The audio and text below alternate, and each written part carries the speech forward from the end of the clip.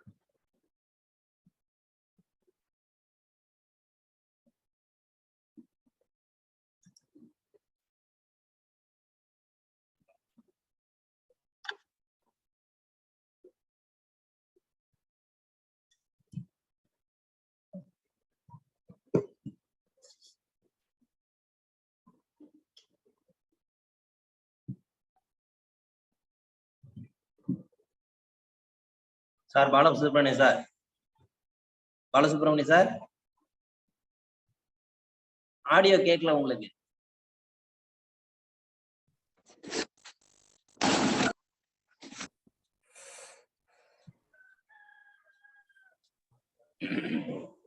இப்ப ஆடியோ வருது. நீ உங்க ஆடியோ வரலையே.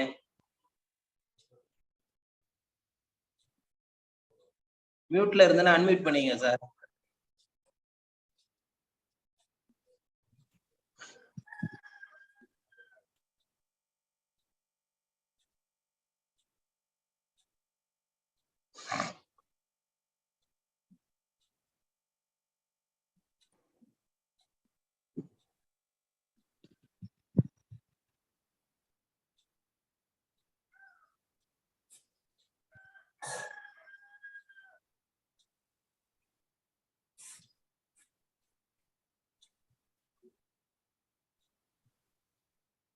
சார் கேக்குதா?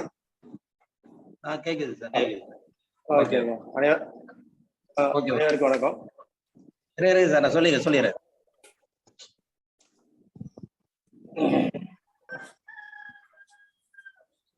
அனைவருக்கும் வணக்கம்.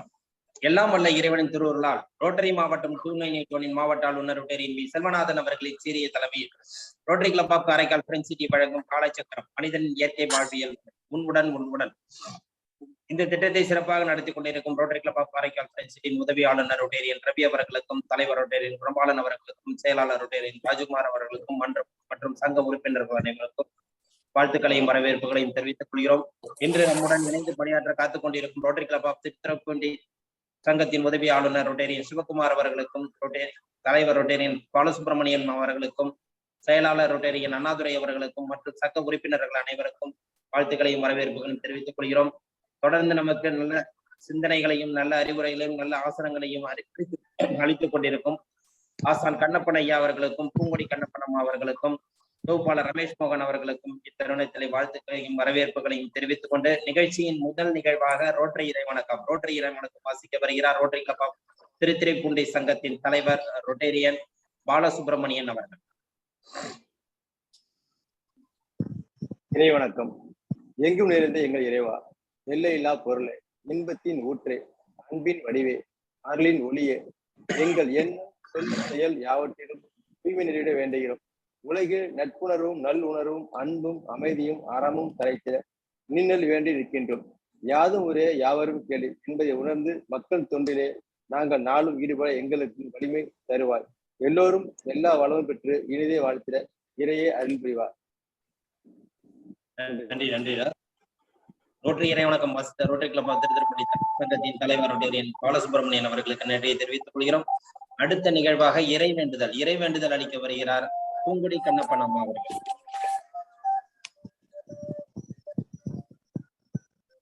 அனைவருக்கும் காலை வணக்கம். இறைவேண்டுதல். எல்லையற்ற பரம்பொருளே, இப்பயிற்சியின் மூலம் உடல் உள்ளம் நலம் பெற அருள் புரிவாயாக. ஒட்டிய வயிறும் உயர்ந்த நெஞ்சமும் திறந்த தோள்களும் திண்ணிய நெஞ்சமும் துள்ளும் கால்களும் துவளா இதயமும் மலர்ந்த முகமும் கனிந்த பார்வையும் இவை யாவும் பெற்று இறையுணர்வோடும் இயற்கையோடும் இணைந்து வாழ்வோம். நம் மனம் சாந்தமானது, இரக்க குணமுடையது, நல்வினையாற்றக்கூடியது. நல்வழியில் இணைந்து பயணிப்போம். வாழ்க வளமுடன். நன்றி ஐயா. அடுத்த நிகழ்வாக பிரணவ மந்திரம்.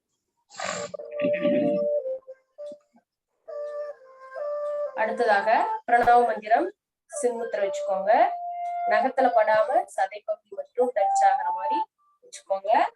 இது கால் முட்டியில இருக்கட்டும், உடம்பு நேரா இருக்கட்டும். நீண்ட மூச்சு காற்று உள்ளே இருக்கிறோம்.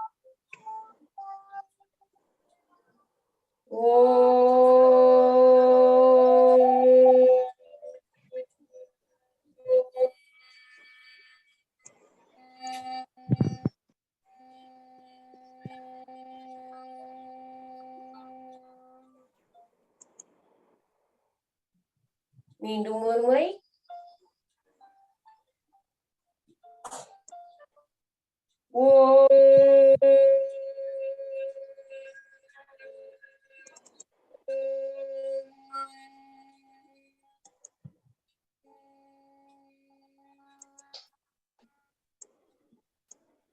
மீண்டும் ஒரு முறை.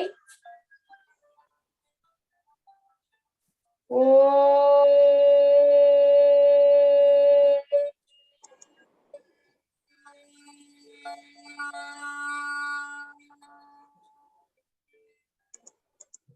மீண்டும் ஒரு முறை. ஓம்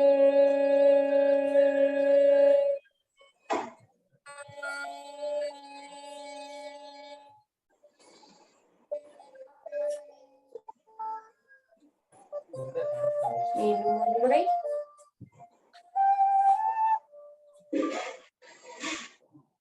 ஓம்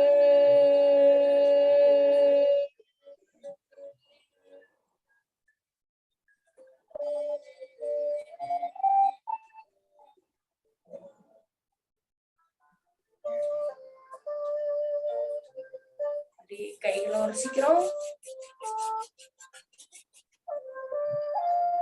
கண்கள் மேல் வைத்து மெல்ல திறந்துக்கலாம். அடுத்ததாக கைத்தட்டல் பயிற்சி. ஃபர்ஸ்ட் ஷோல்டர்ல இருந்து போய்க்கலாம். 1 2 3 4 5 6 7 8 9 10. அடுத்ததாக ஆப்போசிட் சைடு. 1 2 3 4 5 6 7 8 9 10. அடுத்ததாக 1 2 3 4 5 6 7 8 9 10. 1 2 3 4 5 6 7 8 9 10.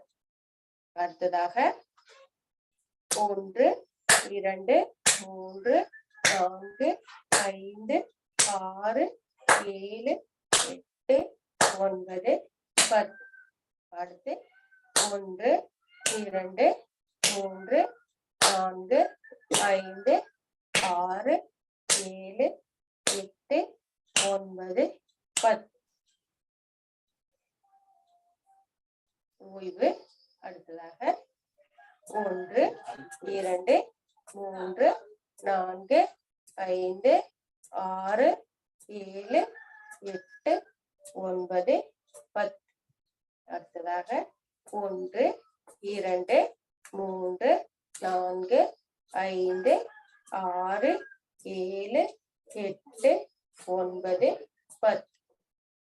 அடுத்ததாக 1 2 3 4 5 6 7 8 9 10.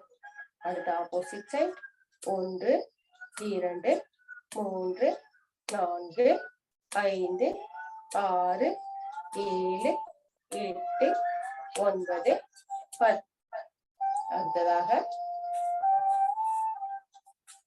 1 2 3 4 5 6 7 8 9 10. அடுத்ததாக 1 2 3 4 5 6 7 8 9 10. அடுத்ததாக 1 2 3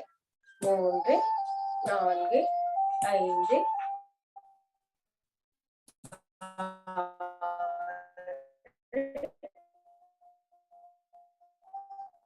5 8 9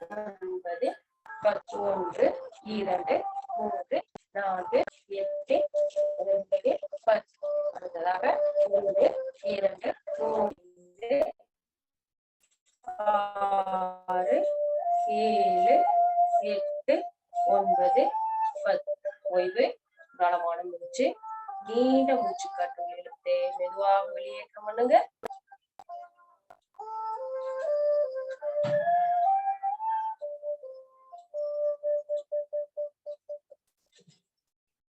அடுத்ததாக கண் பயிற்சி. மேலும் கீழும் பார்க்க போறோம். உடம்பு தளர்வா இருக்கட்டும். கண் பகுதி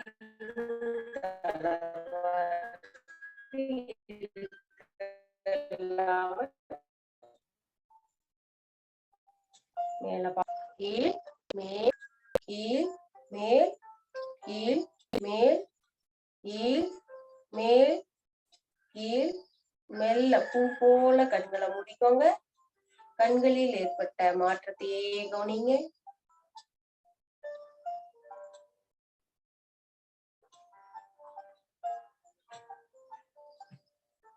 மெதுவாக கண்களை திறந்து அடுத்து வலது இடதாக வலது இடது வலது இடது வலது இடது வலது இடது வலது இடது. அடுத்ததாக இடது வலது இடது வலது இடது வலது இடது வலது இடது வலது. மெல்ல கண்களை மூடிக்கோங்க. பூ போல கண்களை மூடிக்கோங்க.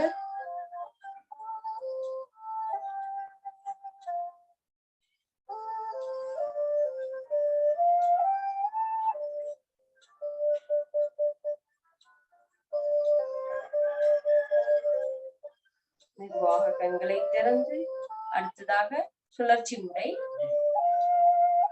வலது மேல் இடது கீழ் வலது மேல் இடது கீழ் வலது மேல் இடது கீழ் வலது மேல் இடது கீழ் வலது மேல் இடது கீழ்.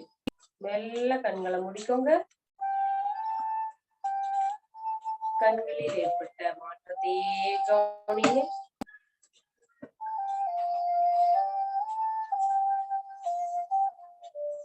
மெல்ல கண்களை திறந்து இடது பக்கமாக சுழற்சி. இடது கீழ் வலது மேல் இடது கீழ் வலது மேல் இடது கீழ் வலது மேல் இடது கீழ் வலது மேல் இடது கீழ் வலது மேல். மெல்ல கண்களை முடிக்கோங்க. கண்களில் ஏற்பட்ட மாற்றத்தையே கவனிங்க. ஒரு ஆழமான மூச்சுக்காற்று மெதுவாக உள்ளிழுத்து மெதுவாக வெளியேற்றம் பண்ணுங்க.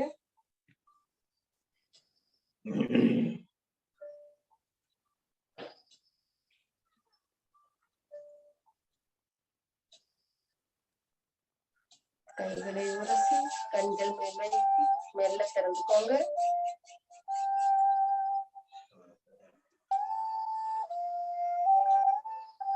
வாழ்க வளமுடன். நன்றி ஐயா. நன்றி நன்றி அம்மா. அடுத்த நிகழ்வாக ஜம்பிங் மற்றும் மூன்று இயக்க பயிற்சி அளிக்கிறார் ஆசான் கண்ணப்பன் ஐயா.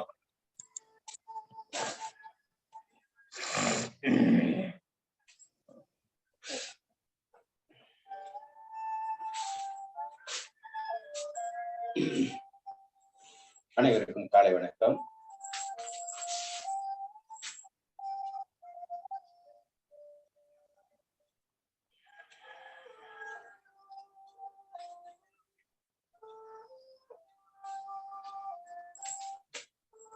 அப்படியே கைகளை நெஞ்சக பகுதி வைத்து மெல்ல மெல்ல மெதுவாக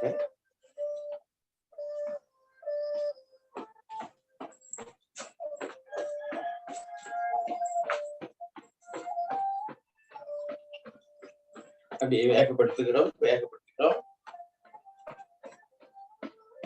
மெல்ல மெதுவாக இயல்பு நிலைக்கு வந்து நீண்ட காற்றுள்ளது.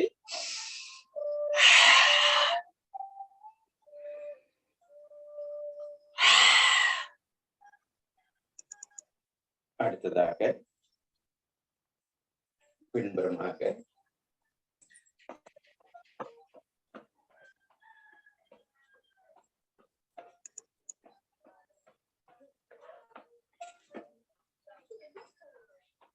நீண்ட மூச்சு காற்று இழுத்து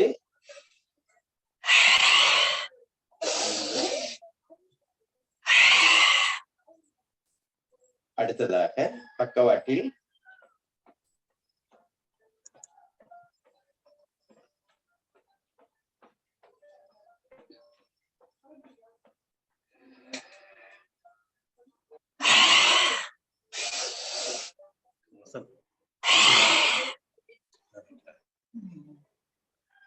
ஒரு ஆழ்ந்த மூச்சு. அப்படியே உடல் உள்ள இலக்கத்திற்கான பயிற்சி.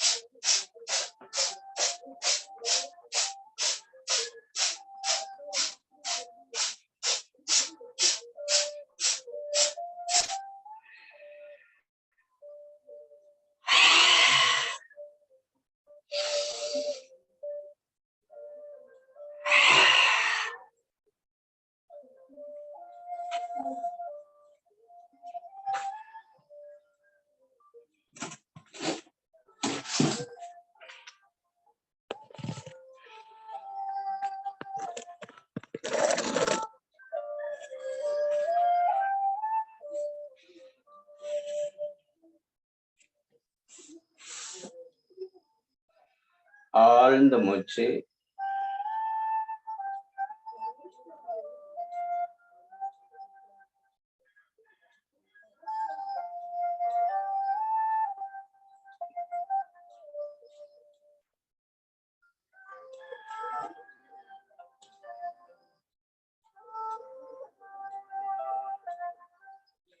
இதய துடிப்பு இயல்பு நிலைக்கு வரும் வரைக்கும் ஓய்வு நிலையில்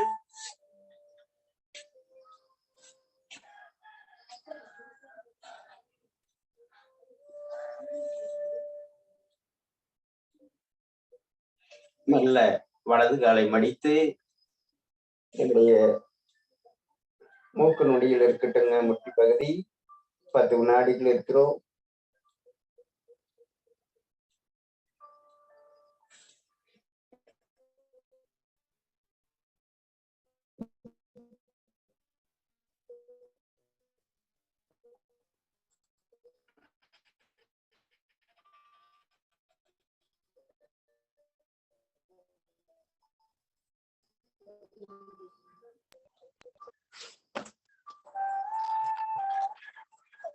இருக்கார்கள்.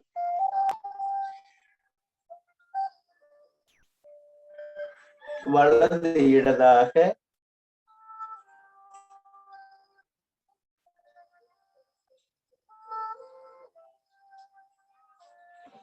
கால்களை இயல்பு நிலையில் வைத்து உடல் தளர்வாக வைத்து வயிற்று பகுதி மேல் நோக்கி வரும் வரைக்கும் ஆழ்ந்து உள்ளெடுத்து மெல்ல மெதுவாக வெளியேற்றோம்.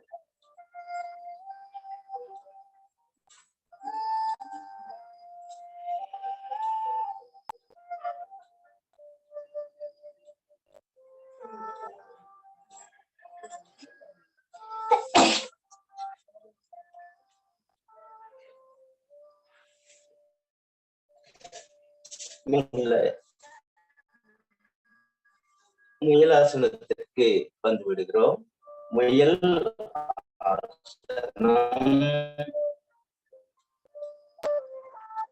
மூச்சோட்டத்தை திறந்து இருநாட்சி வழியாக சுவாசிப்பதற்கான பயிற்சியாக அமைக்கப்பட்டிருக்கு.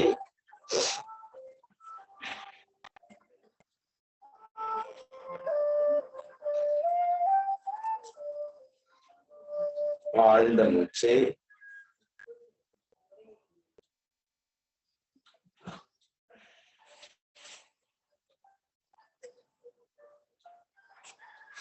தோள்பட்டைக்கான பயிற்சி.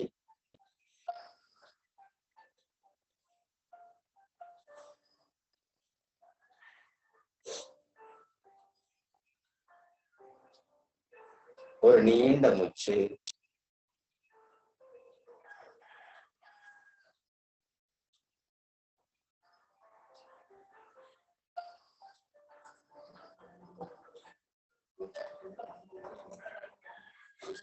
இடதுகையில் சுமுத்திரை, வலதுகையில் பிரணவ முத்திரை, வலது நாசியை அடைத்து இடதில் வெளியேற்றுகிறோம்.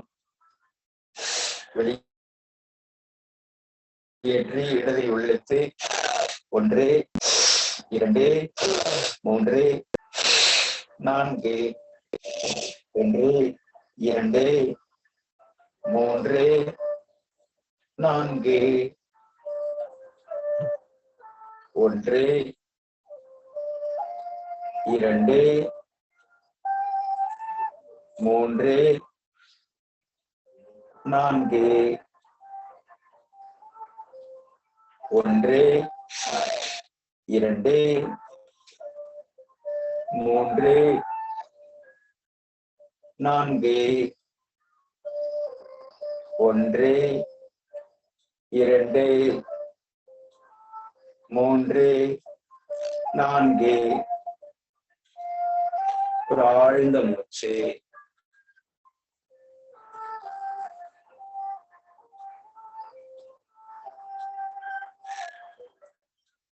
தோள்பட்டையில் விரல்கள் வைத்து முட்டிப்பகுதி மேலே போகும் பொழுது காற்றை உள்ளிருக்கிறோம்.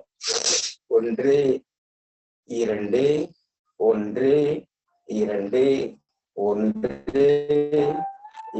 2 1 2 1 2 1 2 ஓய்வு.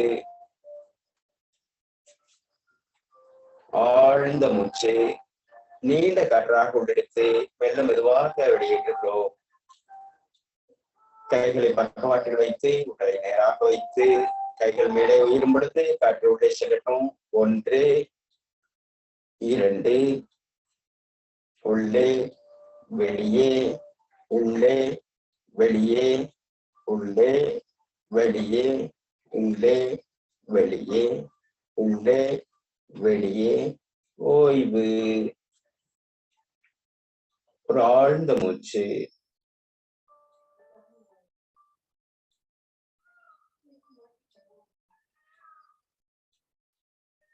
ஒரு நீண்ட காற்றுள் இழுத்து இரு காதுகளையும் அடைத்த பிறகு மகர ஓசை.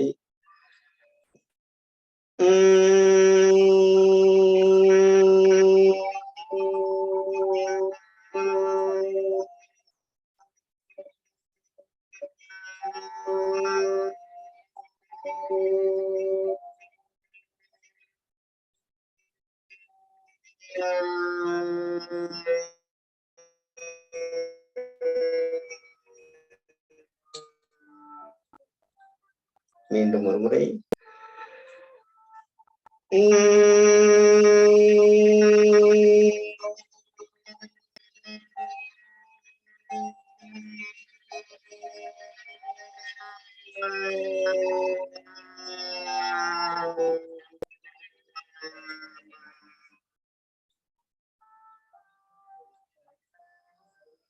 உடலை நேராக வைத்து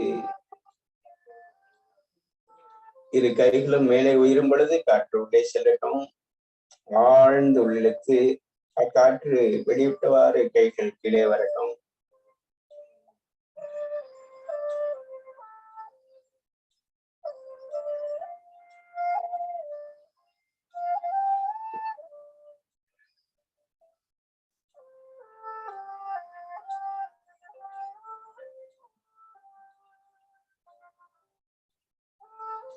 கைகள் உயர்கிறது, காற்று உள்ளே செல்கிறது.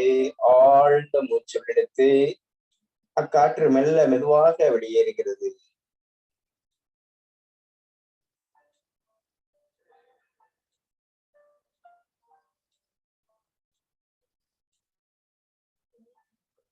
அப்படியே கைகளை முன்புறமாக நீட்டி கைகள் விரியும் பொழுது காற்று உள்ளே செல்லட்டும்.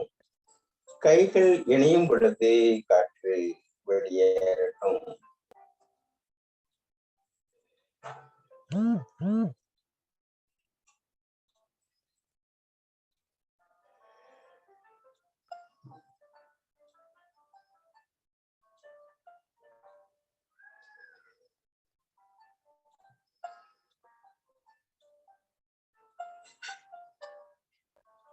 மெல்ல மெதுவாக மெல்ல கைகள் இணையட்டும். கண்கள் மூடிய நிலையில் கைகள் இணைகிறது. காற்று உள்ளிழுக்கும் பொழுது கைகள் விரிகிறது, நுரையீரல் விரிகிறது, தோள்பட்டை விரிகிறது, கைகள் விரிகிறது. காற்று உடல் முழுவதும் நிறைந்து அக்காற்று மெல்ல வெளியேறுகிறது.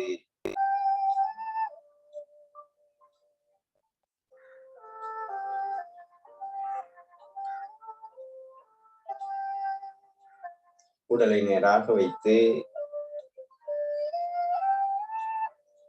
உள்மூச்சு வெளிமூச்சு, உள்ளே செல்லக்கூடிய காற்று வெளிவிடக்கூடிய காற்று கவனம். நாசி துவாரங்கள் வழியாக காற்று உள்ளே சென்று புருவ மத்தியை அடைந்து நுரையீரலுக்குள் செல்கிறது. நாம் புருவ மத்தியிலிருந்து உச்சி துளை கவனத்தை கொண்டு சென்று அங்கிருந்து படிப்படியாக பாதம் வரைக்கு கொண்டு வருகிறோம். கவனத்தை பாதத்திலிருந்து உச்சி வரைக்கும், உச்சியிலிருந்து பாதத்திற்கு எடுத்து செல்கிறோம்.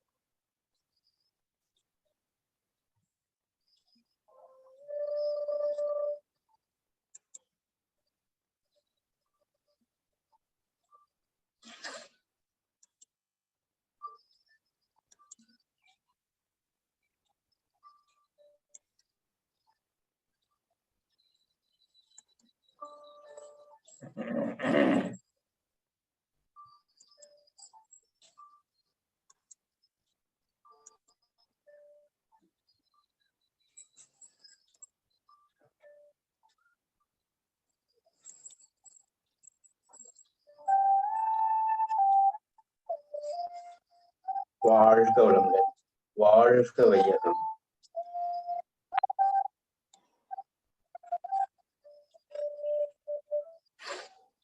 நன்றி நன்றி ஐயா.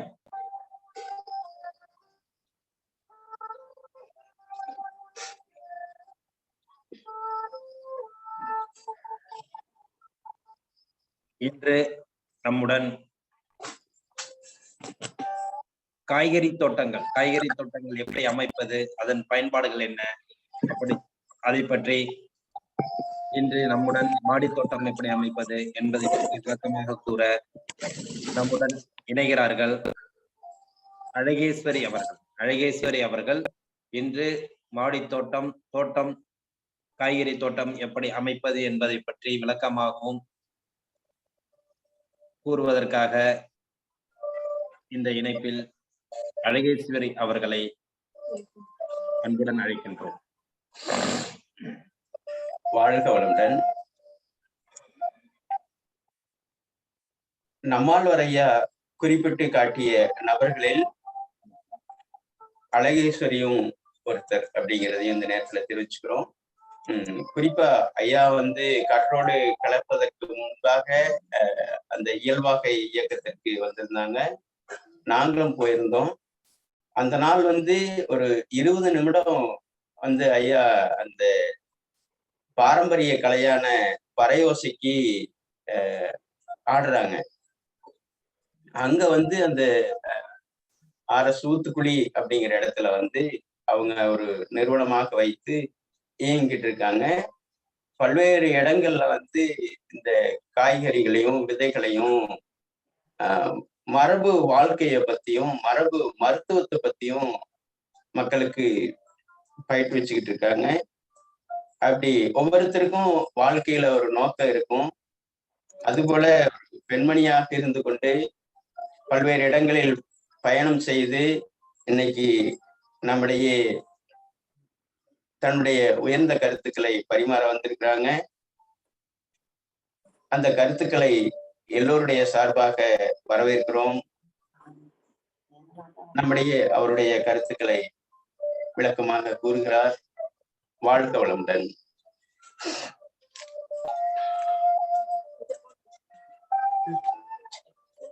வச்சுக்கலாம்.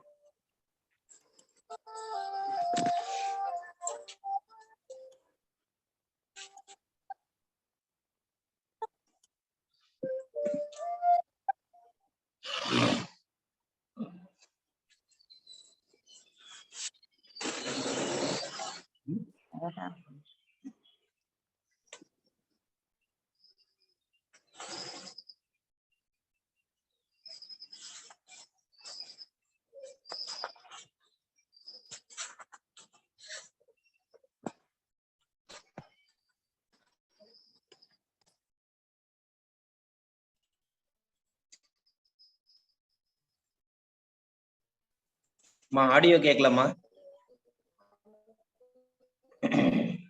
இப்ப கேக்குதுங்களா? கேக்குதுமா.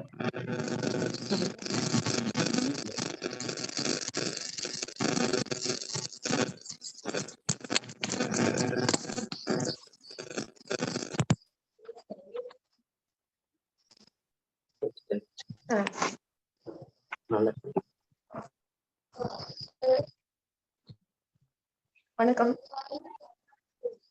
என்னோட பேர் அழகீஸ்வரி.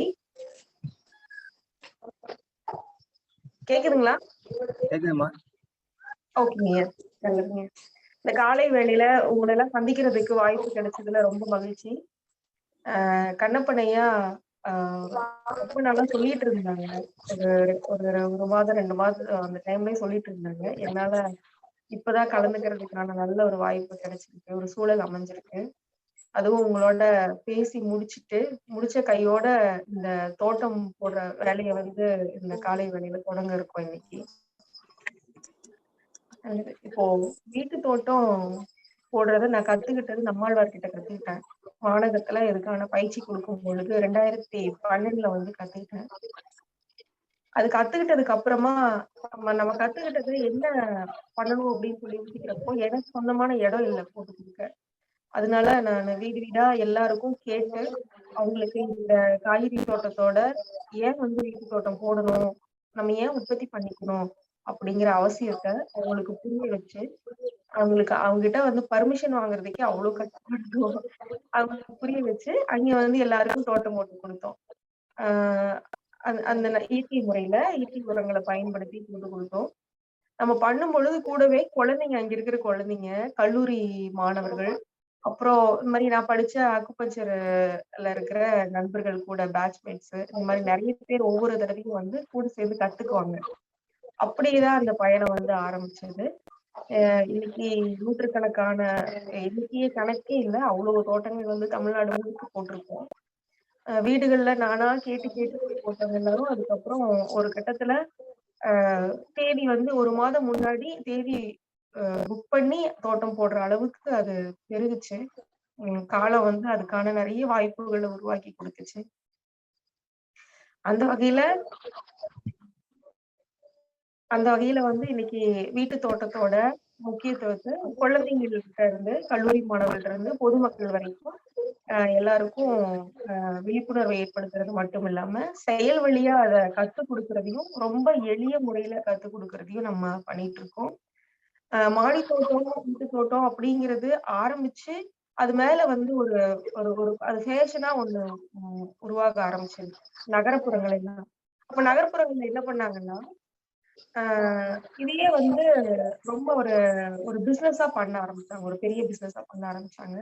ஒரு சுமாரா ஒரு தோட்டத்துக்கு, ஒரு மாடி தோட்டத்துக்கு மினிமம் வந்து 50,000 இருந்து 1.5 லட்சம் 2 லட்சம் வரைக்கும் பேமெண்ட் வந்து வாங்குற அளவுக்கு மாடி தோட்டங்கள் வந்து பண்ண ஆரம்பிச்சாங்க.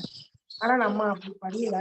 ஏன்னா நம்மாழ்வார் எப்படி சொல்லி கொடுத்தாருன்னா, என்ன நம்மகிட்ட இருக்கோ இருக்கிறத வச்சு எளிமையா வந்து பண்றதுக்கு தான் நம்மளுக்கு சொல்லி கொடுத்துருக்காங்க. அந்த மெத்தட்ல தான் நம்ம எல்லாருக்கும் போட்டு கொடுக்க ஆரம்பிச்சோம். அதுதான் சக்சஸ்ஃபுல்லாவும் இருந்தது.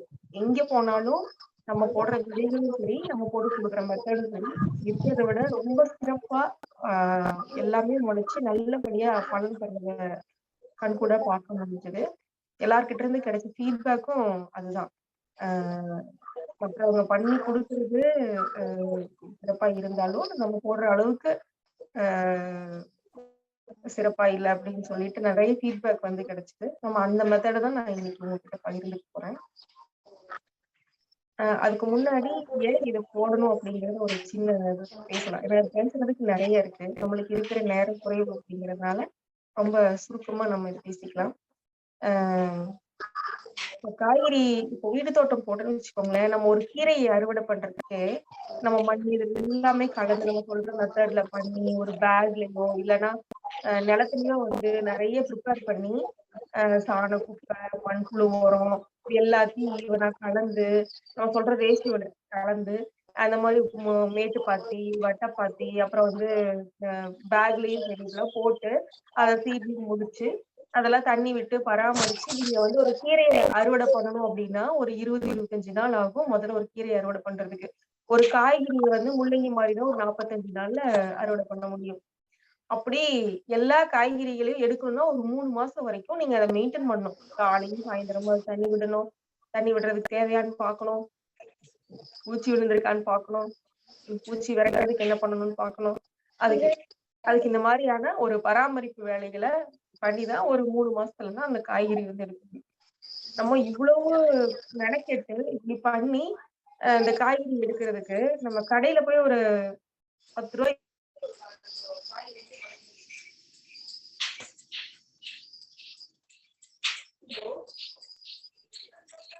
கேக்குதுங்களா?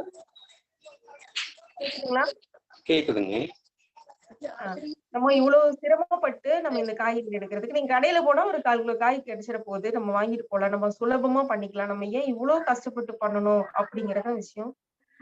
இன்னைக்கு நம்ம நிறைய பார்த்துட்டோம். நம்ம ரசாயனம் கலந்து வர்றதாகட்டும், இன்னைக்கு வீடியோஸ்லயும் சரி திரைப்படங்கள்லயும் இதை பத்தி நிறைய பேசிட்டாங்க. அப்போ இந்த விதைகள் பாத்தீங்கன்னா அதே மாதிரி நம்ம பயன்படுத்துறது எல்லாமே நாட்டு காய்கறி விதைகள். இந்த நாட்டு காய்கறி விதைகளை ஏன் பயன்படுத்தி போட்டு எடுக்கணும்? இப்ப நம்ம கடையில கிடைக்கிற அந்த மாதிரியான ஹைபிரிட் காய்கறிகளையே நம்ம ஏன் பயன்படுத்திக்க கூடாது? ஹைபிரிட் விதைகள்ல என்ன இருக்கு? இது எல்லாம் போடுறவங்களுக்கு ஹைபிரிட் விதைகள் போடுறவங்களுக்கு நான் பெரிய அளவுல விவசாயம் பண்றவங்களுக்கு சுலபமா வந்து ஈல்டு எடுத்துட்டு போயிடலாம். எல்லா காலங்கள்லயும் வந்து விளைச்சல் எடுத்துட்டு போயிடலாம். ஆனா நாட்டு காய்கறி விதைகள் அப்படி கிடையாது. அது பருவத்துக்கு ஏற்பதான் நம்ம வந்து விதைகளை வந்து கொடுக்க முடியும். அப்படி பருவம் தவறுன காலத்திலயும் பராமரிப்பு அதிகமா தேவைப்பட்டா அந்த காய்கறியில மற்ற காய்கறிகளையும் நம்ம எடுக்க முடியும். இதெல்லாம் இந்த நம்ம பண்ற வீட்டு தோட்டத்துல வந்து இருக்கு.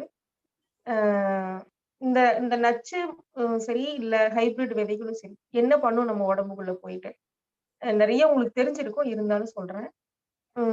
நம்ம இப்போ ஒரு பழம் எடுத்துக்கிட்டோம்னா மாதுளம்பழம் அப்படின்னு எடுத்துக்கிட்டோம். அந்த முதல்ல இருந்த காலத்துல அந்த மாதுளம்பழம் பாத்தீங்கன்னா நிறைய விதைகளோட இருக்கும். நீங்க மாதுளம்பழம் சாப்பிட்டா ரத்தம் ஊறும் அப்படின்னு சொல்லுவாங்க. அப்புறம் நீங்க ஒரு சுகருக்கு வந்து தேடி தேடி பாவக்காய் சாப்பிடுறாங்க. எல்லாருமே நிறைய பேர் நம்ம இதுலயே கூட இருக்கலாம். சுகருக்கு வந்து பாவக்காய் தேடி தேடி சாப்பிடுறாங்க. இந்த மாதிரி ஒவ்வொரு காய்கறிகளுக்கும் சுரைக்காய் சாப்பிட்டா நம்மளுக்கு நிறைய நீர்ச்சத்து இருக்கு. இப்படி ஒவ்வொரு காய்கறிகளுக்கும் ஒரு மருத்துவ குணத்தை சொல்லி இன்னைக்கு காய்கறிகளை தேடி தேடி சாப்பிடும்படியான ஒரு நிலை வந்து இன்னைக்கு இருக்கு. இப்போ நம்ம சாப்பிடுற காய்கறிகள் எல்லாம் அந்த மருத்துவ குணம் நம்மளுக்கு முழுமையா கிடைக்கணும் அப்படின்னா அந்த காய்கறி நல்ல விதையா இருக்கணும், அது ஒரிஜினாலிட்டியோட இருக்கணும். அப்படி இருந்தா மட்டும்தான் அந்த மருத்துவ குணம் நம்மளுக்கு கிடைக்கும். இன்னைக்கு நீங்க விக்கிற மாதுளம்பழத்துல பாத்தீங்கன்னா முழுமையா சிவப்பா இருக்கு. எல்லாமே ஆர்டிபிஷியலா ஆயிடுச்சு. அது பழத்தை பார்த்தா நம்மளுக்கு ஒரு பழம் சாப்பிடுற ஃபீலிங்கே வந்து வரல. அத தாட்டே வரல.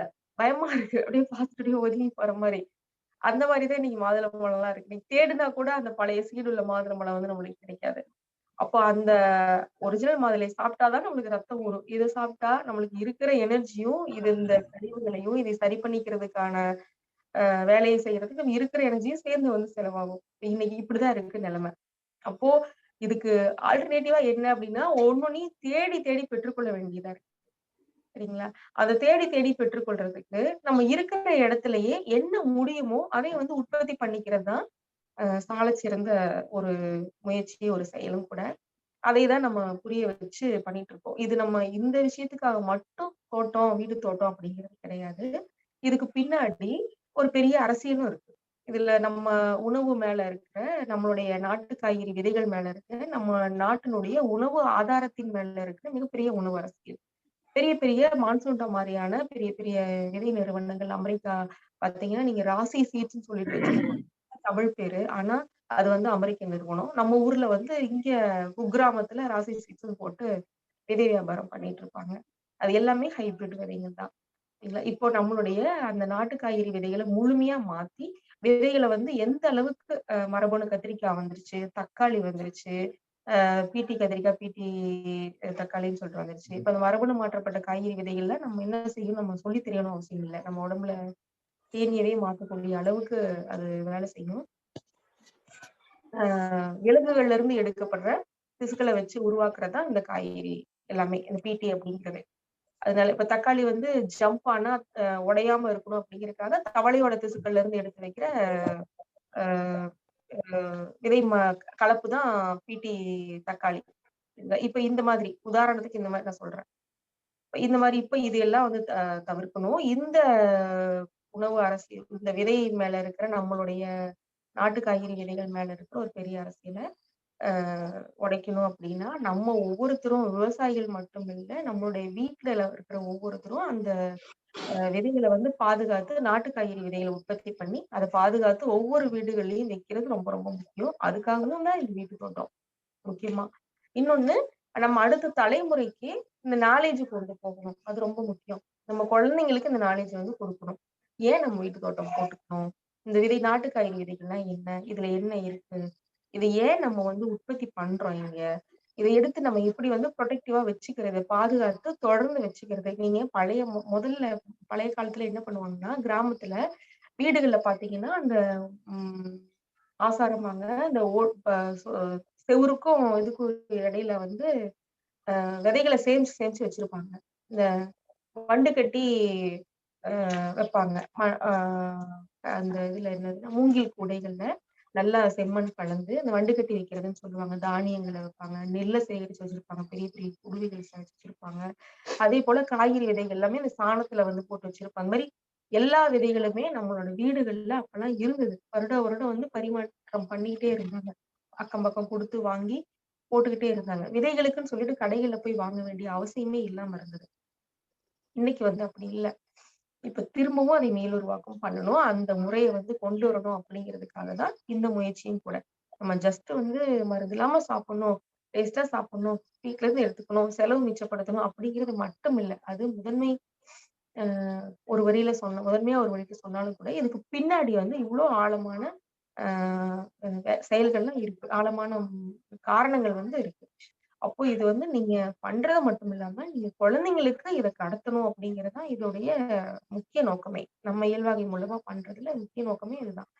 அப்ப இந்த குழந்தைங்களுக்கு இதை சொல்லி கொடுத்து, இந்த நாலேஜை வந்து சொல்லி கொடுத்து, அவங்களுக்கு வந்து இதை உற்பத்தி பண்றதுக்கான நீங்க ஒண்ணும் இல்ல, ஒரு இயல்பா காலையில எழுந்திரிச்சு ஒரு மாடிக்கோ இல்ல பக்கத்துல இருக்க நிலத்தோட்டம் போட்டாலும் நீங்க போயிட்டு இந்த விதைச்சு வளர்ற அந்த காலத்தை வந்து பாத்துக்கிட்டே இருந்து அது முளைச்சு வர்றத, அது கொஞ்சம் வளர்ந்து வர்றத, அது பூ வர்றத, அது பிஞ்சு வர்றது, அப்புறம் அது காய் வர்றது, அப்புறம் அதை பறிக்கிறது, இது எல்லாத்தையும் ஒரு குழந்தை வந்து பராமரிச்சு பார்த்துட்டே இருந்தாங்க அப்படின்னா அது எவ்வளவு மன ரீதியா எவ்வளவு புத்துணர்ச்சியை கொடுக்கும் தெரியுங்களா? நாங்க வீட்டு தோட்டம் போடும்போது ஒவ்வொரு பள்ளிக்கூடங்களையும் அந்த குழந்தைங்க கிட்ட இருந்து கிடைக்கிற அனுபவம் அது அவ்வளவு மலர்ச்சி. அந்த பள்ளி கல்வி கொடுக்குற இறுக்கத்துல இருந்து ஒரு பெரிய விடுதலையும் கூட. அப்புறம் உன்னை உற்பத்தி பண்றது, உன்னை உருவாக்குறதுல கிடைக்கிற ஒரு தன்னம்பிக்கையும் ஒரு சந்தோஷமும் அந்த குழந்தைங்களுக்கு அப்ப இருந்தே வந்து நம்ம விதைக்கிறோம், அதை கத்துக் கொடுக்கிறோம்.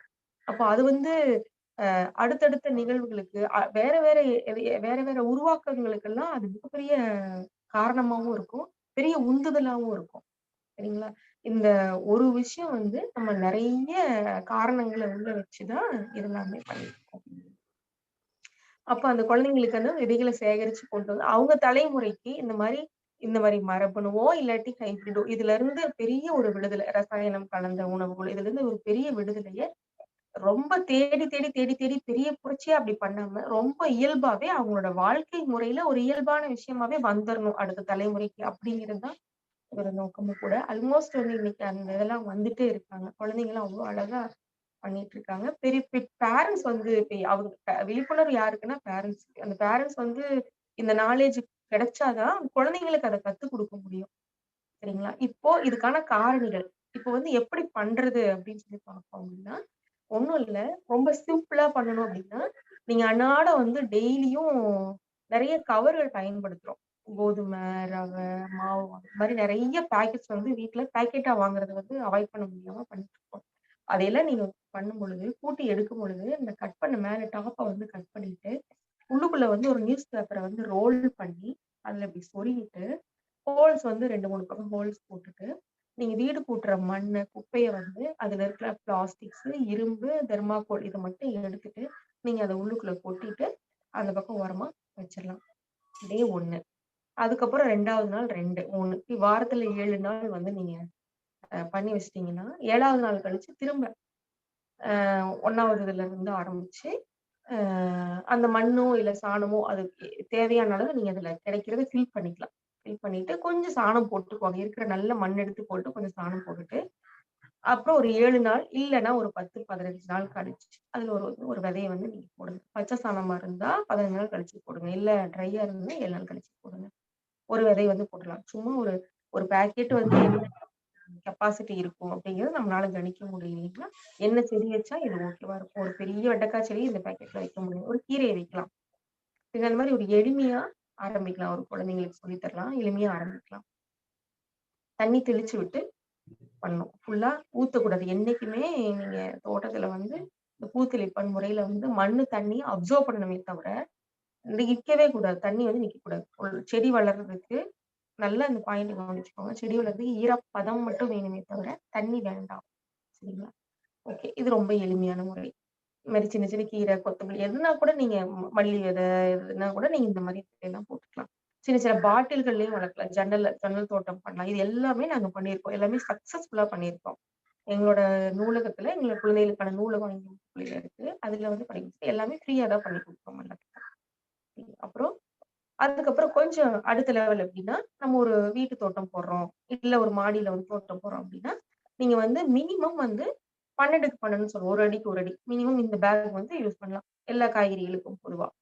கொஞ்சம் கீரைகளுக்கு அப்படின்னா ரவுண்ட் ஷேப்ல நல்லா அகலமா உயரம் கம்மியா 9 இன்ச்சு அல்லது 6 இன்ச்சு 6 இன்ச் வந்து கீரைகளுக்கு வந்து கரெக்டா இருக்கும். 6 இன்ச் உயரம் 18 இன்ச்சு இல்லைன்னா 22 இன்ச்ல வந்து ரவுண்டு வந்து கிடைக்கும். அந்த ஷேப்புக்கு நம்ம பேக் வந்து வாங்கிக்கலாம்.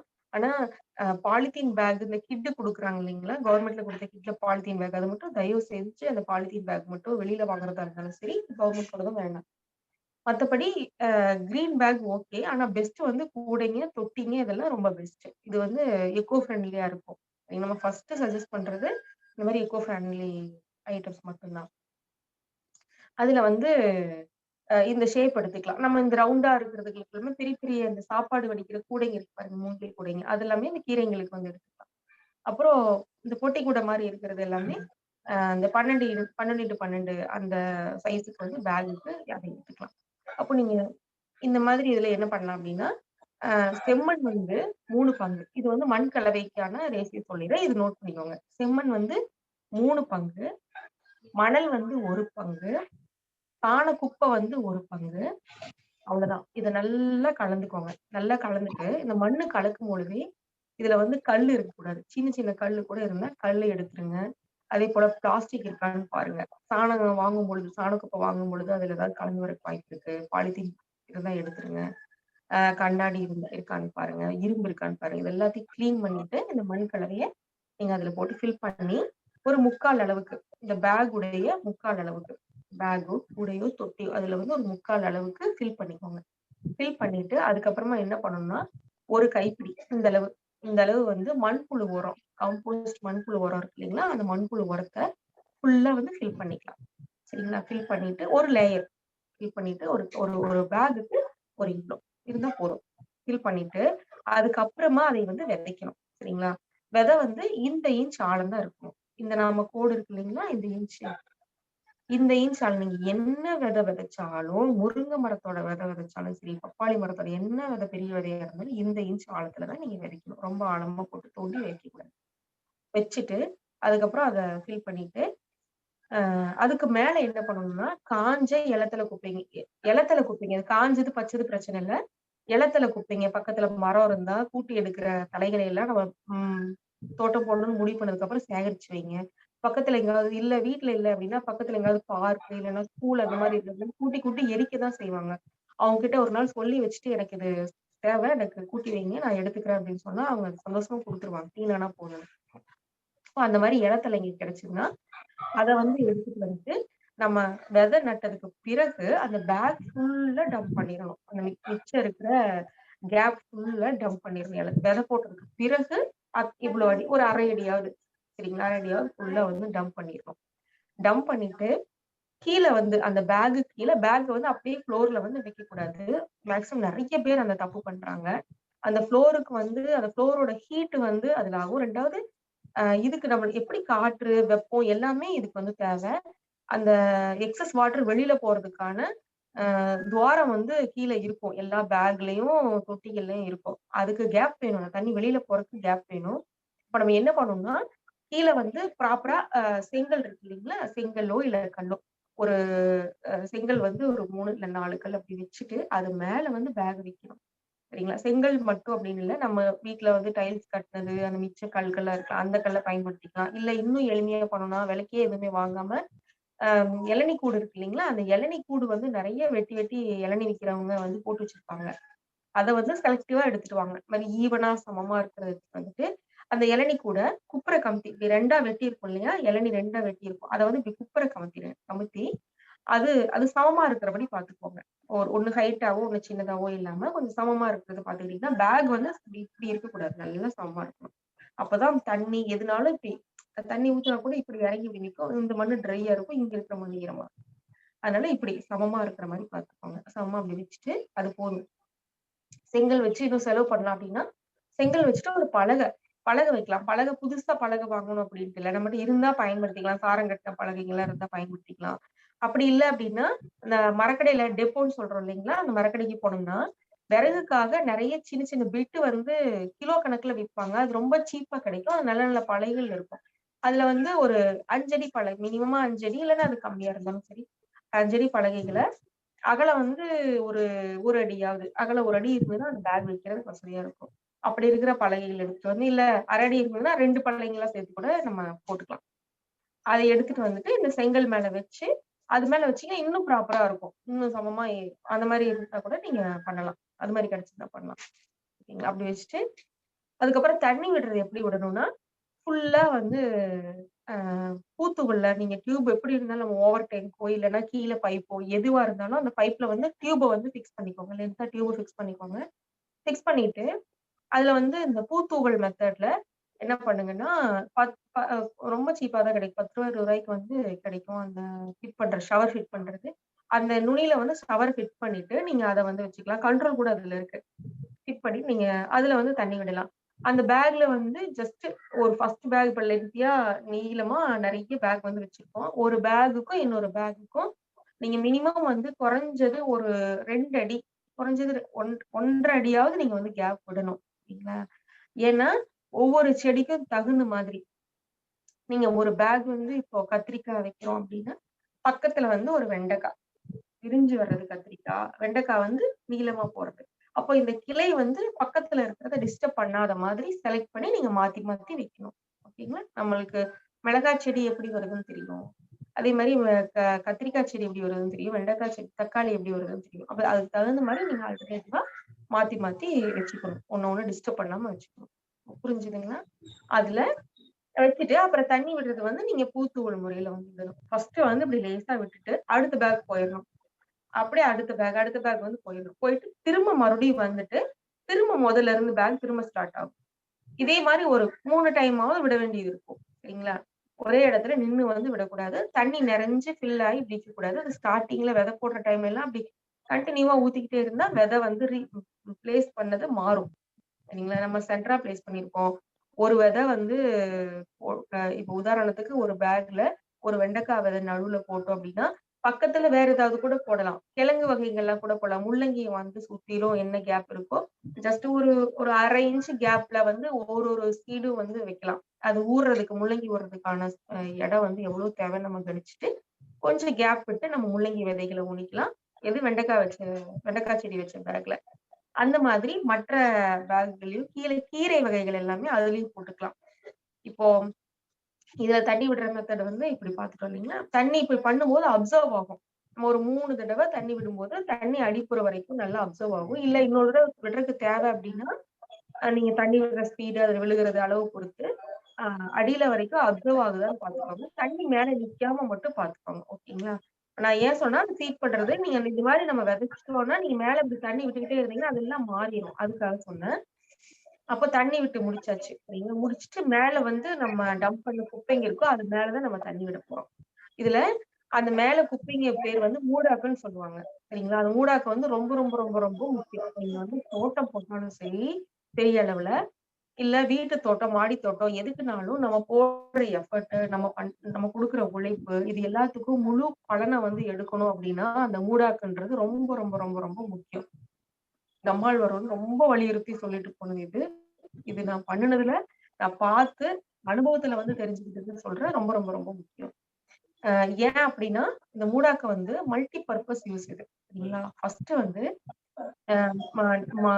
செடி எப்படி வளருது அப்படின்னு தெரிஞ்சுக்கிட்டா இது ஏன் முக்கியம். செடி வளர்றதுக்கு செடி நம்ம வளர்த்துல செடியை வந்து நம்ம வளர்த்ததே கிடையாது. செடியை யார் வளர்த்துறாங்க அப்படின்னா நுண்ணுயிர்கள் தான் வளர்த்துது. அந்த மண்ணில் இருக்கிற நுண்ணுயிர்கள் தான் அந்த செடியை வந்து போட்டாக்கு உரம் கொடுக்கறது, காற்றோட்டம் கொடுக்கறது, சூரிய வெப்பத்தை ஈட்டு கொடுக்கறது அந்த மண்ணுல இது எல்லாமே அந்த நுண்ணுயிர்கள் தான் செய்யுது. நுண்ணுயிர்கள் இல்லை அப்படின்னா அந்த மண்ணு வந்து ரொம்ப ட்ரை ஆயிரும். ஓகேங்களா. அப்ப அந்த ட்ரை ஆகாம மண்ணு பொழன்னு இருந்தா மட்டும்தான் அப்படி சாஃப்டா இருந்தா மட்டும்தான் அந்த மண்ணு வளமா இருக்கு அப்படின்னு அர்த்தம். நல்ல வளமா இருக்குன்னு அர்த்தம். அப்போ இந்த நுண்ணுயிர்களை வந்து காப்பாத்துறது என்ன அப்படின்னா அந்த ஏன் நான் ஸ்டார்டிங்ல அந்த மண்புழு உரத்தை போட்டேன் அப்படின்னா அந்த நுண்ணுயிர்கள் பெருகிறதுக்காக தான். இதெல்லாமே ஸ்டார்டிங்ல பண்றதா. திரும்ப திரும்ப நம்ம இந்த வேலையை நம்ம பண்ணணும்னு அவசியமே இல்லை. இந்த இந்த மூடாக்கா வந்து போட்டீங்க அப்படின்னா அது நல்லா தண்ணி இறங்கி இறங்கி இறங்கி இறங்கி என்ன ஆகும் அப்படின்னா அந்த மண்புழு கீழே இருக்கிற நுண்ணுயிர்களுக்கு மக்கி உரமாவும் மாறிக்குவோம். அதே போல வெயில்ல இருந்து இந்த நுண்ணுயிர்கள் வந்து ட்ரை ஆயிட்டு செத்து போகாம அதை ப்ரொடெக்டும் பண்ணும். அதே போல மழை விழுகும் போது வெயிலை விட வந்து மழை ரொம்ப டேஞ்சர். மழை வந்து டைரக்டா அந்த மண்ணுல வந்து விழாம இந்த மல்ச்சிங் வந்து அதாவது மூடாக்க வந்து ப்ரொடெக்ட் பண்ணும். மழை டைரக்டா விழுந்தா என்ன ஆகும் அப்படின்னா அப்படியே சத்துன்னு அவ்வளவு உயரத்துல இருந்து விழுகிறது அது மேல இருக்கிற நுண்ணுயிர்களை அப்படியே கடத்திடும். வேற பக்கம் தண்ணி ஃபுல்லாயி தண்ணியில அடிச்சுட்டு போயிடும். அத மேல இருக்கிற மண்ணு வந்து அடிச்சுட்டு போயிடுச்சுன்னா நுண்ணுயிர்களும் சேர்ந்து வந்து போயிடும். அப்போ மழையில இருந்து பாதுகாப்பு, வெயில இருந்து பாதுகாப்பு, மக்கி வந்து நம்ம நுண்ணுயிர்களுக்கு உரமா மாறுது. அதுக்கப்புறமா என்ன செய்யுது அப்படின்னா களை வராமல் தடுக்கும் சரிங்களா. பெரிய ஏக்கெல்லாம் போட்டு அருகம்புல்ல வந்து என்ன பண்றதுன்னு தெரியாம களைக்கொல்லி எடுத்தாலும் வந்து ஆயிரங்காலத்து பயிரும் சொல்ல சும்மாவா அது வேறு இருந்தாலும் திரும்ப திரும்ப வந்துகிட்டே இருக்கு. என்ன பண்றது தெரியாம பெரிய இது பண்ணிட்டு இருக்காங்க. அவங்களுக்கு எல்லாம் அந்த மூடாக்க பெஸ்ட். அதுவும் பெரிய தோட்டங்கள்லாம் வளர்த்திருந்தீங்க அப்படின்னா அவங்களுக்கு இந்த நரிப்பயிறு மூடாக்கா போட்டீங்க அப்படின்னா இந்த அருகம்புல்லாம் அவ்வளவு கண்ட்ரோல் ஆகும். அப்ப இந்த மூடாக்க வந்து கடையில இருந்து கண்ட்ரோல் பண்ணுது சரிங்களா. இப்படி மல்டி பர்பஸா மூடாக்க வந்து வேலை செய்யுது. இப்போ இது வந்து நல்லா உரம் ஆகிக்கிட்டே இருக்கும் திரும்ப திரும்ப. நீங்க வந்து கிடைக்கிற குப்பைங்க எல்லாம் ஒரு 4 நாளைக்கு ஒருக்கா வீடு கூட்டுற குப்பைங்க எல்லாம் திரும்ப அந்த பீலிங் வேஸ்ட் எல்லாம் இருக்கு இல்லைங்களா. கிச்சன்ல பீலிங் வேஸ்ட் குக்கிங் வேஸ்ட் கிடையாது, பீலிங் வேஸ்ட். அந்த வெஜிடபிள் வேஸ்ட் எல்லாம் கொண்டு வந்துட்டு நீங்க டைரக்டா போட்டுடலாம். நீங்க தனியா கம்போஸ்ட் பண்ணி போடணும் அப்படின்னு அவசியமே இல்லை. அது தனியா கசகசெல்லாம் பண்ணணும் அவசியமே இல்லை. நீங்க டைரக்டா கொண்டு வந்து அந்த இதுல மேல மேல மேல மேல 4 நாளைக்கு ஒருக்கா நீங்க போட்டுக்கிட்டே இருக்கலாம். நீங்க போடும் பொழுது கவனிக்க வேண்டியது அதுல இது இருக்கா, பிளாஸ்டிக் இருக்கா, அந்த மாதிரி மக்காத பொருள் இருக்கா அப்படின்னு மட்டும் தான் பார்க்கணும். மக்கிற குப்பைகளை அப்படியே கொண்டு டைரக்டா நீங்க ஃபில் பண்ணிட்டே இருக்கலாம். இதுதான் இந்த மாடி தோட்டம். கீழே வந்து எப்படி பண்ணணும்னா நீங்க போட்டுட்டு அதுல தண்ணி விடுறது என்னன்னா தொட்டு பாருங்க மண்ணை. ஈரப்பதம் இருந்ததுன்னா விட்டுருங்க. இல்ல ட்ரையா இருந்தா மட்டும் தண்ணி விடுங்க. ஏன்னா காலையில தண்ணி விடணும், சாயந்தரம் தண்ணி விடணும். அந்த ஃபார்மேட் வேண்டாம். நீங்க தொட்டு பாருங்க. அதுக்கு தேவைன்னா தண்ணி கொடுங்க, இல்லைன்னா தேவையில்லை. மழை காலத்துல தேவைப்படாது, வெயில் காலத்துல 2 வேளை தேவைப்படலாம் சரிங்களா. அந்த மாதிரி பார்த்து நீங்க தண்ணி விட்டுட்டா போதும். ஓகேங்களா. அப்புறம் பூச்சி விரட்டி பத்தி கடைசியா சொல்றேன். ஓகே. இது கூட விதைக்கும் பொழுதே எல்லா காய்கறியும் விதைக்கலாம். அதே போல கொடி காய்கறிகளுக்கு ஜஸ்ட் வந்து அங்க 2 முனையில வந்து கம்ப நட்டுட்டு அந்த கம்புக்கு இடையில எஜெக்ட் மாதிரி நீங்க கயிறு கட்டி விட்டு அதுல ஏத்தி விடலாம். இன்னும் ப்ராப்பரா பண்ணணும் அப்படின்னா அழகா பெரிய பெரிய ட்ரம்லயோ இல்லாட்டி அங்க இருக்கிற சிமெண்ட் கம்பங்கள்ல மாடியில இருந்தது அப்படின்னா அதுல வந்து நம்ம கம்பு கட்டிட்டு அந்த பந்தல் மாதிரி செட் பண்ணலாம். கம்பில இல்ல கயிறுல வந்து பந்தல் மாதிரி ஃபுல்லா அப்படி கிராஸ்லயும் நெட்லயும் பண்ணிட்டு அதுல வந்து கொடி காய்கறிகளை ஏற்றி விடலாம். கொடி காய்கறி விதைக்கிற பேக்ல நம்ம செடி காய்கறியும் போடலாம். கொடி வர்றதுக்கு 2.5 மாசம் 3 மாசம் ஆகும். அது வரைக்கும் நம்ம செடி காய்கறிகளை வந்து நம்ம பயன்படுத்திக்கலாம். ஒவ்வொரு பேக்லயும் 2 விதை 3 வெரைட்டி 2 வெரைட்டி வந்து விதைங்களை வந்து நம்ம உற்பத்தி பண்ணலாம் சரிங்களா. அது இன்னும் நிறைய டைம் வந்து விரிவா வந்து பார்க்கலாம். ஓகேங்களா. அப்புறம் கீழே அதே போல நிலத்தோட்டம் போட்டாலும் என்ன பண்ணுங்க அப்படின்னா, நம்ம போடுற மெத்தட் வந்து உயரமா பாத்தி பண்ணி போடுவோம். சரிங்களா. நம்ம பாத்தியில கால் வைக்க கூடாது. நம்ம ஒரு தடவை பாத்தி போட்டோம் அப்படின்னா அதுல வந்து மிதிக்கவே கூடாது. அதனால நம்ம என்ன பண்ணுவோம்னா, நம்ம மிதிக்காம எட்டி எடுக்கிற அளவுக்கு ஆன அகலம் வந்து என்ன அப்படின்னா 4 அடி. 4 அடி தான் அகலம் இருக்கணும் பாத்திக்கு. இந்த பக்கம் இருந்து 2 அடி, அந்த பக்கம் இருந்து 2 அடிக்கு கை நீட்ட முடியும். 4 அடி அகலம் பாத்தி. நீளம் எவ்வளவு நீளம் வேணாலும் நம்ம போய் சுத்தி வர அளவுக்கு 5 அடி 10 அடிக்கு நீளம் எவ்வளவு வேணாலும் விட்டுக்கலாம். இந்த மாதிரி பாத்தி வந்து ரெடி பண்ணும். அந்த பாத்தியில இதே போல பாத்தி போடுற இடத்துல நம்ம அந்த 4 அடிக்கு அளவெடுத்து குச்சி நட்டுட்டு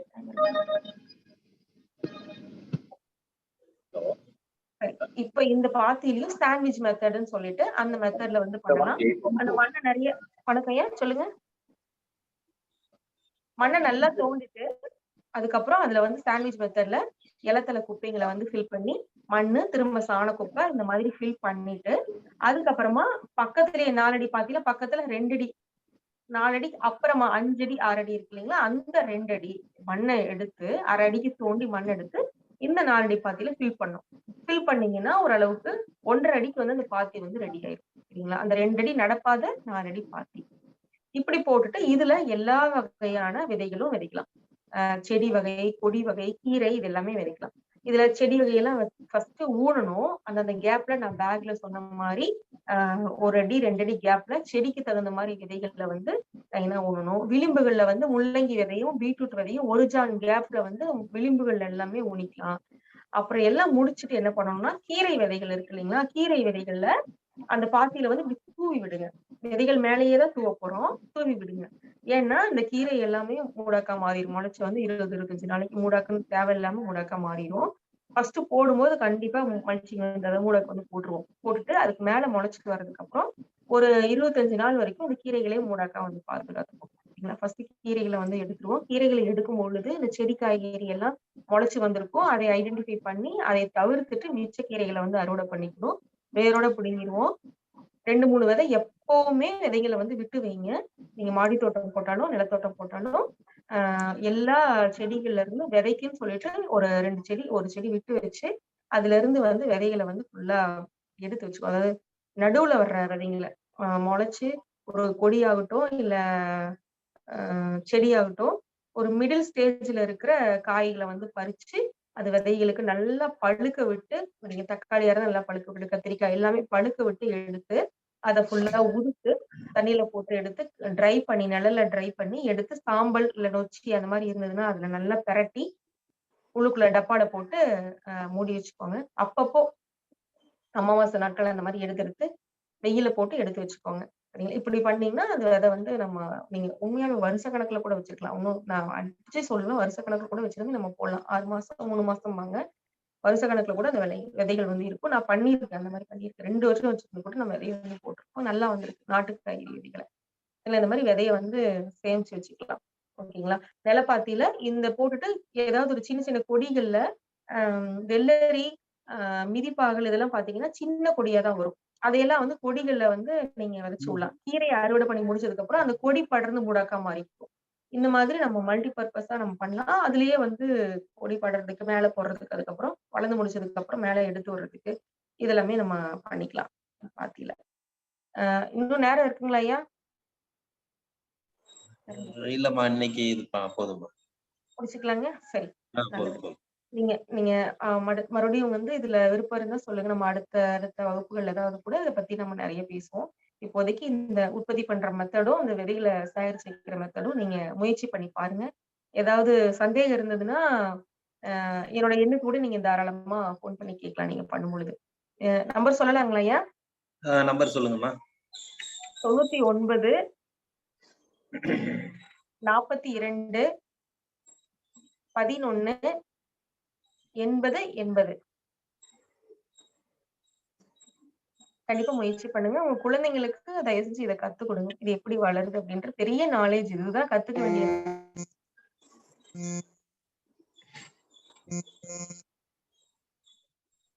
நன்றி. வாழ்க வளமுடன். நன்றி நன்றி அம்மா. அதாவது காய்கறி தோட்டம், காய்கறி என்பது பழங்காலத்தில் நீங்கள் சொன்ன மாதிரி வந்து பாத்தீங்கன்னா காய்கறிகள் ஒவ்வொரு வீட்டிலும் எந்த ஒரு விதைகளும் வாங்காமல் பயிரிடப்பட்ட நிகழ்வு நடந்து கொண்டிருந்த காலகட்டத்தில் இன்று உணவு முறைகளாக இருந்தாலும் சரி, காய்கறிகளாக இருந்தாலும் சரி, நம் வெளியில் வாங்கக்கூடிய சூழ்நிலையை ஏற்படுத்தி விட்டார்கள். அதற்கு நாம் தள்ளப்பட்டு விட்டோம் என்பதை உணர்த்தி இருக்கிறீர்கள். ரொம்ப சந்தோஷம். அதாவது காய்கறி விதைகளை கூட நாம் வெளியில் வாங்கக்கூடிய சூழ்நிலையில் வந்துவிட்டோம். அதாவது உண்மையான விதையா இல்ல ஹைபிரிடா அப்படிங்கிறத நம்ம தெரியாமலே வாங்கி நான் சாப்பிட்டுட்டு இருக்கோம். இன்னைக்கு உடலை பாதுகாக்கிற சூழ்நிலையில உடற்பயிற்சிகள் ஒரு பக்கம் இருந்தாலும் நாம் சாப்பிடக்கூட உண்ணும் உணவுல இருந்த உணவு வகையும் சரி, காய்கறி வகையும் சரி, நமக்கு ஒரு முக்கியமானது என்பது அனைவரும் அறிந்தது. ஏன்னா காய்கறியும் நம்ம உண்மையான நாட்டு காய்கறிகள் வாங்கி நம்ம சமைச்சு சாப்பிட்டோம்னாக்கா நம்ம உடலுக்கு எப்படி நம்ம உடற்பயிற்சி செய்யறோமோ அதுக்கு ஏற்றவாறு உடல் அமையும் என்பது அம்மா இன்னைக்கு தெள்ள தெளிவா விளக்கியிருக்காங்க. ஏன்னா நம்ம வெளியில வாங்கி உடலை நான் தூய்மையா வச்சு உடற்பயிற்சியில தூய்மையா வச்சு நம்ம வெளியில போயிட்டு காய்கறிகளை வாங்குறப்ப அது என்ன உண்மையான காய்கறிகளா என்பது நமக்கு தெரியாது. அதனால இன்னைக்கு காய்கறிகளை நம்ம வீட்டு தோட்டத்துல இன்னைக்கு வீடு பாத்தீங்கன்னாக்கா சில பேர் வீட்டுல இடமே இல்லைங்கிற மாதிரி சொல்லுவாங்க. அதுக்கு சிறப்பா ஒரு விளக்கம் கொடுத்திருக்காங்க. மாடி தோட்டம் வேணா வைக்கலாம் அப்படிங்கிற மாதிரி சொல்லியிருக்காங்க. அதனால இன்னைக்கு உள்ள காலகட்டத்துல பாத்தீங்கன்னா காய்கறிகளை கூடுமான வரை நாம் வீட்டிலேயே உற்பத்தி பண்ணக்கூடிய சூழ்நிலையை உருவாக்கி கொள்ள வேண்டும் என்பது அனைவரின் எண்ணம். ஆகவே இன்று நமக்கு ஒரு காய்கறியை பற்றி வீட்டு தோட்டம், மாடி தோட்டம் என்பதை பற்றி இன்னும் நிறைய விளக்கறதுக்கு அவங்க ரெடியா இருக்கிறாங்க. ஆனா நமக்கு கால சூழ்நிலைகள் இல்லைங்கிறதுனால அவங்களோட கருத்தை ஒரு 1/2 hourல முடிச்சிருக்கிறாங்க. அடுத்தடுத்த நிகழ்வுல அவங்க கலந்துப்பாங்க. கலந்துகிட்டு நமக்கு இந்த காய்கறி தோட்டத்தை பத்தி நிறைய விளக்கம் வருவாங்க. கண்டிப்பாக இன்று நமக்கு இந்த காய்கறி தோட்டத்தை பற்றி இவ்வளவு அருமையாகவும் சிறப்பாகவும் எளிமையாகவும் கூறிய அழகேஸ்வரி அம்மா அவர்களுக்கு இந்த காலை சக்கரம் நிகழ்வின் மூலமாக மீண்டும் நன்றிகளையும் வாழ்த்துகளையும் தெரிவித்துக் கொள்கிறோம். தொடர்ந்து எங்களுடன் பயணித்து இது மாதிரியான விளக்கங்களை கொடுக்க மீண்டும் உங்களை அழைப்போம் என்று கூறி இந்த நிகழ்ச்சியில் பங்கேற்ற உங்களுக்கு நன்றி கூறுகிறோம் அம்மா. நன்றி.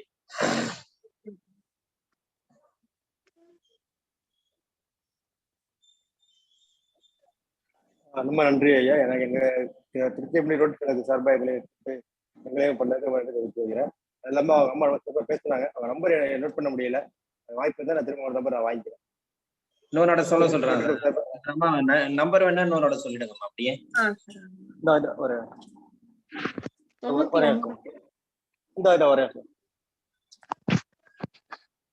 வீடியோ அப்படியே இருக்கட்டும், மாத்த வேணாமா? கரெக்டா தான் இருக்கு.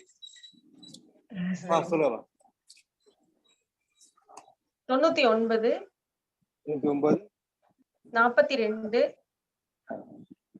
11 80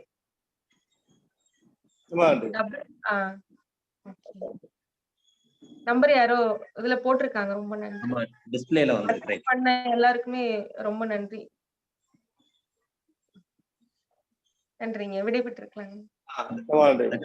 காலை சக்கரம் நிகழ்வை சிறப்பாக நடத்திக் கொண்டிருக்கும் rotary club of Karaikal friends city சங்கத்திற்கும், இந்த நிகழ்வில் இன்று இணைந்து பணியாற்றிக் கொண்டிருக்கும் ரோட்டரி கிளப் ஆஃப் திருத்துறைப்பூண்டி சங்கத்திற்கும், மற்றும் நமக்கு தொடர்ந்து இது மாதிரியான அருமையான விஷயங்களை நம்முடன் தொடர்ந்து செய்து கொண்டிருக்கும் இது மாதிரி அருமையான நபர்களை நமக்கு அறிமுகப்படுத்தி நமக்கு நல்ல விருந்தை சிறப்பாக ஏற்படுத்திக் கொண்டிருக்கும் ஆசான் கண்ணப்பன் ஐயா அவர்களுக்கும், இன்று நமக்கு காய்கறி தோட்டத்தை பற்றி அருமையாக விளக்கங்களையும் எளிமையாக கூறி சிறப்புரையாற்றிய அம்மா அழகேஸ்வரி அவர்களுக்கும், தொகுப்பாளர் அவர்களுக்கும் இத்தருணத்திலே வாழ்த்துக்களையும் நன்றிகளையும் தெரிவித்துக் கொள்கிறோம்.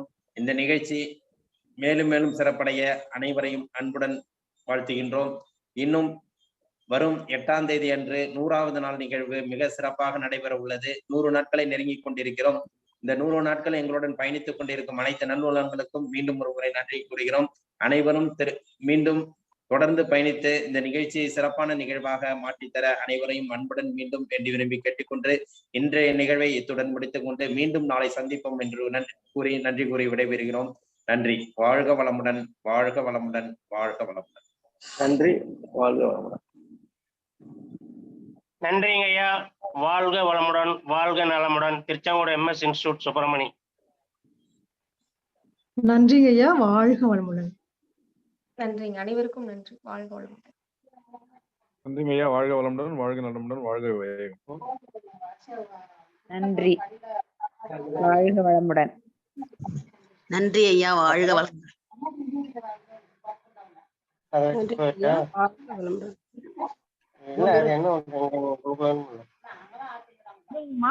வளமுடன்.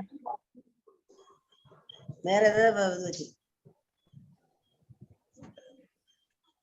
நன்றிங்க ஐயா, வாழ்க வளமுடன். நன்றிங்க ஐயா, வாழ்க வளமுடன். அருமைமா நீங்க சொன்னது மிகவும் சூப்பர். நன்றி நன்றி. டவுட் இருந்ததுன்னா ஃபோன் நம்பர் கொடுத்துருக்காங்க, ஃபோன் பண்ணி கேட்டு. ஏன்னா இப்ப டவுட் வராது, நீங்க அந்த தோட்டம் வைக்கக்குள்ள கண்டிப்பா உங்களுக்கு டவுட் வரும். கண்டிப்பா அவங்கள்ட்ட நீங்க தொடர்பு கொள்ளலாம்.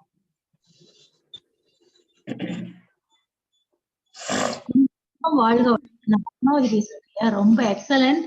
அவங்க சொன்ன விதம் வந்து யாருக்கும் கன்ஃபியூஸ் வராத அளவுக்கு எப்படி போடணும், எந்த அளவுல போடணும், எப்படி போடணும் ரொம்ப தெளிவா சொன்னாங்க. அம்மா அழகேஸ்வரி அம்மா ரொம்ப நன்றிங்கம்மா, வாழ்க வளமுடன். இன்னைக்கு இருக்கிற ரொம்ப உபயோகமான ஒரு தகவல், இன்னைக்கு தகவல் ரொம்ப நன்றிங்கம்மா. நீங்களும் குடும்பம் வாழ்க வளமுடன் அம்மா, வாழ்க வளமுடன். ரொம்ப நன்றி, ரொம்ப நன்றி.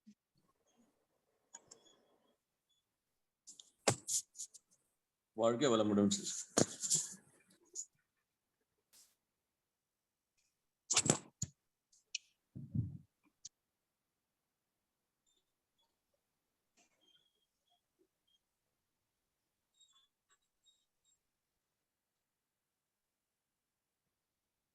மீட்டிங் பண்ணிக்கலாமா?